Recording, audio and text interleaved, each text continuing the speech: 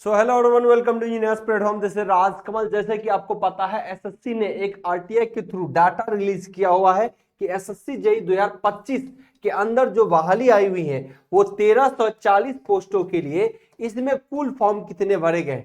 तो ये देखने वाला डाटा है, लगभग डाटा यही रहता है लेकिन आपके जानकारी में होनी चाहिए। यहां पर चूंकि आपको पता है कि एग्जाम कितने बच्चे देते हैं और लगभग कितने बच्चे इसमें पढ़ाई कर रहे होंगे और कितने बच्चे अलग अलग एग्जामों में डाइवर्ट है, आपको यह भी देखने की जरूरत होगी। अगर मैं इस पे बात करूं तो इस बार टोटल फॉर्म जो है, फॉर्म फिलअप किए गए हैं टोटल 4,65,439 टोटल फॉर्म फिलअप किए गए। आप कह सकते हो 4,65,000 लगभग 500 है ना।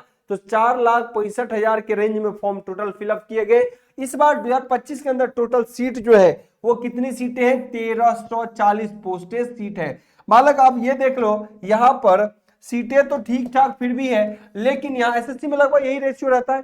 अगर यहाँ पे देखोगे ना तो आप मान लो 3 लाख ऐसे बच्चे होंगे जो एग्जाम में बैठेंगे, है ना, जो एग्जाम देने जाएंगे, है ना। इतना समझ लेना, इतने बच्चे तो क्या होंगे, एग्जाम देने जाएंगे।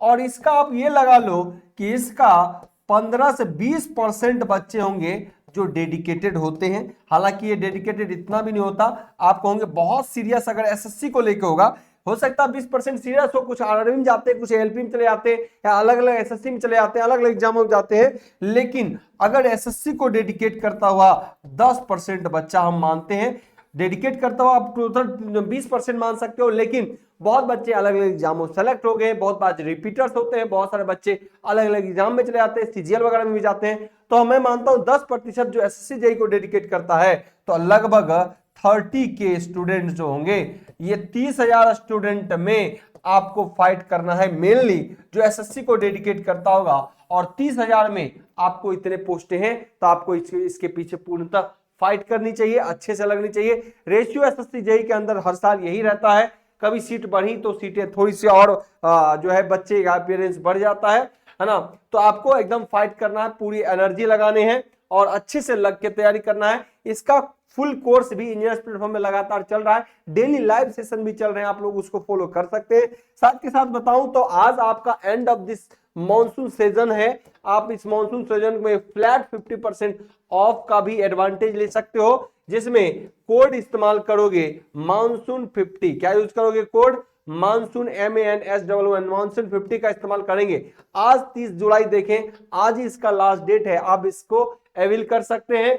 ध्यान रखें, एसएससी जेईई एक बहुत ही सेंटर का जॉब है, इसमें बहुत ज्यादा बर्डन आपको नहीं होगा। आरआरबी एक रनिंग डिपार्टमेंट होता है जहां पर आपको एसएससी की तुलना में कहीं ज्यादा बर्डन आपको देखने को मिलेगा, इसीलिए एसएससी की जम के तैयारी करें। साथ के साथ एसएससी का पहला पेपर में भी आपको नॉन टेक्निकल और टेक्निकल दोनों पेपर दिखने को मिलते हैं, इसीलिए एसएससी ज्यादा बेहतर है। आप अगर टेक्निकली साउंड हो, आपका टेक्निकल बहुत बेहतर है, तो यकीन मानिए आपके लिए एसएससी ज्यादा बेहतर होगा स्कोर करने के लिए पहला पेपर से ही। और पहला पेपर से ही एसएससी मेरिट बनता है, जबकि आरआरबी के पेपर में पहला पेपर नॉन टेक्निकल होते हैं। और ऐसे बच्चे जिनके टेक्निकल बहुत अच्छे नहीं होते, ऐसे बच्चे लगातार ट्रबल फेस करते हैं एग्जाम में, और उसका एग्जाम बहुत बेहतर भी पेपर 1 में नहीं जा पाता।